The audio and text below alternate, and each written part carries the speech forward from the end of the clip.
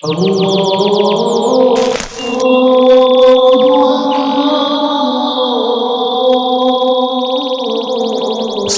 warahmatullahi wabarakatuh.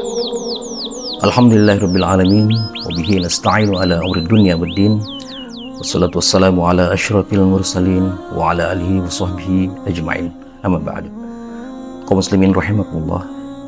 Mari kita senantiasa meningkatkan rasa syukur kita kepada Allah Subhanahu wa taala atas limpahan nikmat dan karunia-Nya sehingga hingga detik ini kita masih bisa melanjutkan amaliyah Ramadan kita sebagai tanda syukur kita atas nikmat Ramadan yang agung ini yang Allah berikan kepada kita umat Muhammad sallallahu alaihi wasallam.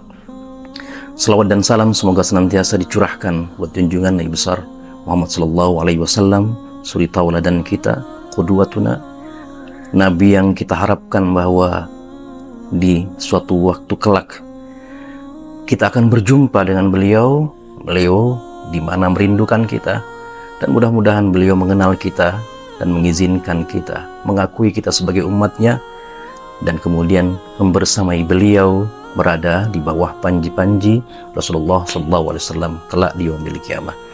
Saudaraku kaum muslimin rahimakumullah, hari akhir, hari kiamat atau yaumul hisab adalah hari yang sangat dahsyat, hari yang sangat menegangkan, di mana kita akan berhadapan dengan Allah Subhanahu wa taala, mempertanggungjawabkan semua amal perbuatan kita.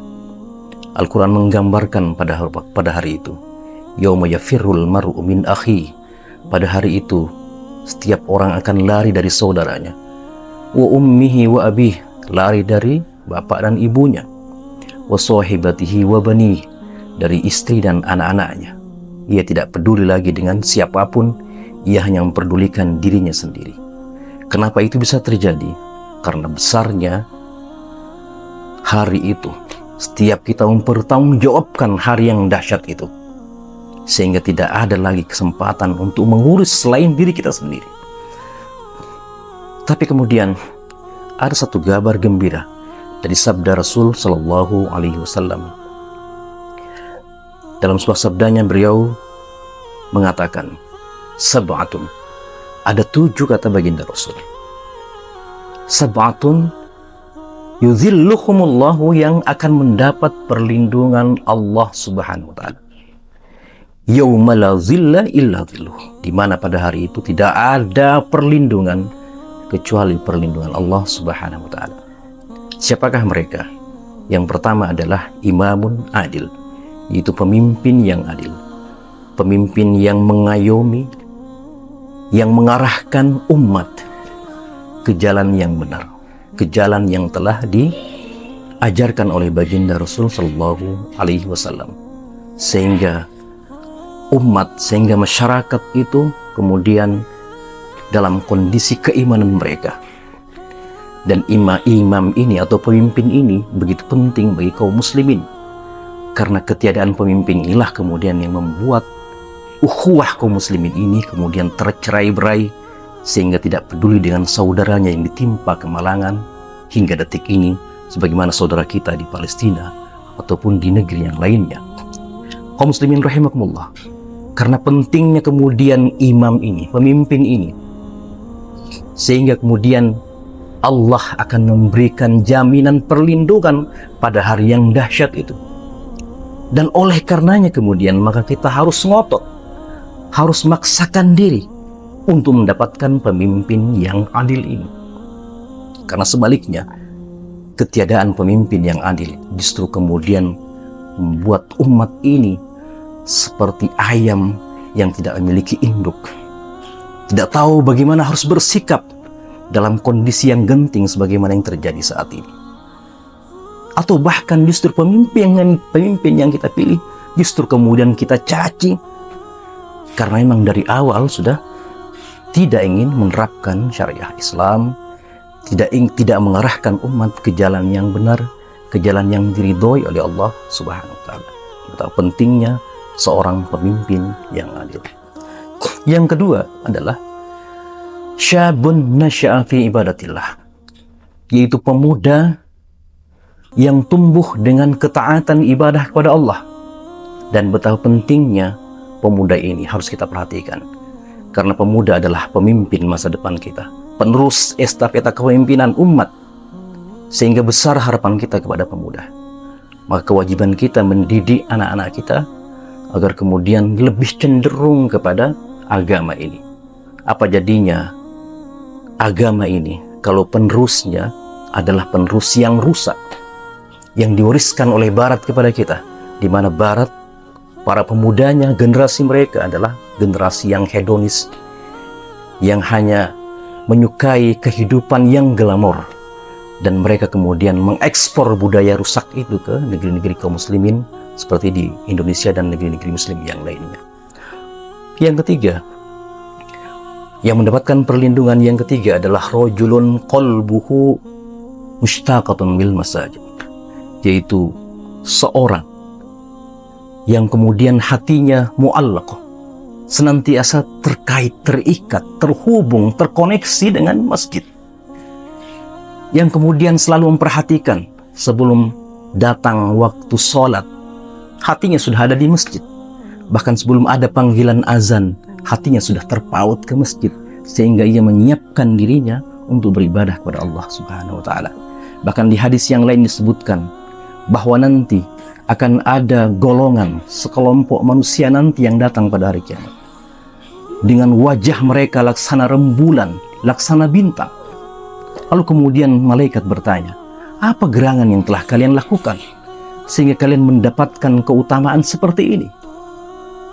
Setelah kemudian mereka menyampaikan kepada malaikat, kami adalah kelompok yang kemudian pergi ke masjid sebelum ada panggilan azan. Betapa besarnya pahala dan keutamaan yang dijanjikan Allah bagi orang-orang yang mengutamakan ibadahnya, sholatnya kepada Allah Subhanahu wa Ta'ala. Kaum muslimin rahimakumullah. Kemudian yang selanjutnya adalah seseorang yang saling mencintai karena Allah, seseorang yang berteman, bersahabat karena Allah Subhanahu wa Ta'ala. Sehingga dalam hadis yang lain disebutkan, barang siapa yang mencintai saudaranya, maka harusnya dia menyampaikannya. Kaum muslimin rahimakumullah. Dalam hadis yang lain kemudian juga Rasulullah mengatakan, la yu'minu ahadukum hatta yuhibba li akhi ma yuhibbu li nafsihi. Tidaklah, kata Allah, kata Rasulullah, kalian dianggap beriman, tidak beriman, sampai kalian mencintai saudara kalian. Ukurannya seperti apa? Sebagaimana kalian mencintai diri kalian. Itu ukurannya, luar biasa. Sehingga dalam Islam, menyampaikan cinta itu bahkan dianjurkan kepada saudara kita. Jadi cinta itu bukan hanya cinta seorang laki-laki pada perempuan, tapi cinta kepada sesama pria dalam Islam itu dibolehkan. Bahkan harus dikatakan, kata Rasulullah, siapa yang mencintai saudaranya, hendaklah dia sampaikan. Apa pernyataannya? Ya akhi, inni uhibbuka fillah. Aku mencintaimu saudaraku karena Allah. Demikianlah dalam Islam kita harus memupuk ukhuwah kita, persaudaraan kita atas nama lillahi ta'ala, karena Allah Subhanahu wa Ta'ala. Karena agama ini telah menyatukan kita, mempersaudarakan kita karena keimanan kepada Allah Subhanahu wa Ta'ala. Dan ini kelompok, salah satu kelompok yang nanti akan mendapatkan perlindungan Allah Subhanahu wa Ta'ala. Kemudian yang selanjutnya adalah seorang pria yang kemudian digoda oleh perempuan zat mansabin wa jamalin, perempuan yang memiliki kecantikan, kemolekan. Tapi kemudian ketika dia digoda, seorang laki-laki ini mengatakan, ini akhafullah. Ia menolak tawaran tadi, menolak godaan tadi dengan mengatakan, aku lebih takut pada Allah Subhanahu wa Ta'ala. Dan ini saya kira dalam kondisi kita saat ini juga adalah sesuatu yang berat dan sulit. Tapi karena sulit dan berat itulah kemudian ia akan mendapatkan jaminan perlindungan Allah nanti di yaumil qiyamah. Dan yang selanjutnya adalah seorang yang berinfak di jalan Allah, membelanjakan hartanya di jalan Allah, tasaddaqa la ya'lamu shimaluhu ma anfaqa yaminuh. Seorang yang berinfak di jalan Allah yang tangan kirinya tidak tahu apa yang telah diinfakkan oleh tangan kanannya. Artinya ia berinfak secara sembunyi-sembunyi untuk menjaga hati agar tidak ujub. Sekalipun kita boleh berinfak itu diketahui oleh orang lain untuk kemudian memotivasi yang lain untuk juga melakukan hal yang sama. Tapi untuk menjaga hati, dianjurkan kemudian untuk kemudian tidak, agar kita menyembunyikan apa yang kita infakkan. Kemudian selanjutnya, warajulun dzakarallah, seorang laki-laki yang mengingat Allah Subhanahu wa taala. Fafadat ainah, kemudian meneteslah air matanya. Inilah juga yang mendapatkan perlindungan Allah nanti di yaumil kiamah. Karena takutnya kepada Allah, ia meneteskan air mata. Dalam riwayat yang lain kemudian dikatakan, mata yang menangis karena takut pada Allah adalah mata nanti yang tidak akan disentuh oleh api neraka. Artinya kalau matanya tidak disentuh oleh api neraka, maka dirinya juga tidak akan disentuh oleh api neraka. Diharamkan oleh Allah Subhanahu wa ta'ala.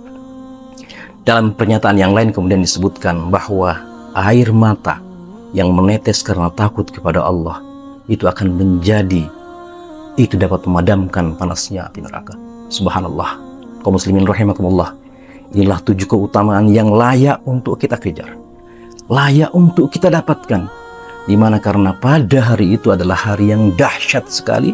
Dalam banyak ayat Al-Quran Allah menggambarkan itu. Bahkan dalam Al-Quran Allah mengatakan, Allah berkata kepada neraka Jahannam, halim tala'ati, apakah engkau sudah penuh? Apa jawaban neraka? Hal min mazid, adakah tambahan? Jadi ternyata penghuni neraka itu lebih banyak daripada penghuni surga. Dalam sabda Rasulullah SAW, anna ashabal jannah, bahwasanya penduduk surga itu mi'atun wa ishrun, ada 120 soffa, 120 sof, samanuna min hadhil ummah, dan penghuninya itu 80-nya dari 120 sof itu adalah dari umat ini. Artinya kita yang kaum muslimin ini, umat akhir zaman ini, umat Nabi Muhammad ini, yang akan lebih banyak mengisi surga, sekalipun kemudian neraka itu terbuka lebar dan menganga untuk orang-orang yang murtad, yang syirik, yang kafir kepada Allah Subhanahu wa ta'ala dan menentang agamanya yang diperjuangkan dengan darah dan air mata oleh baginda Rasul dan para sahabat serta salafus soleh kita. Kaum muslimin rahimakumullah, itu saja yang dapat disampaikan. Mudah-mudahan ada manfaatnya. Wabillahi taufiq wal hidayah wal ridha wal inayah. Wassalamualaikum warahmatullahi wabarakatuh.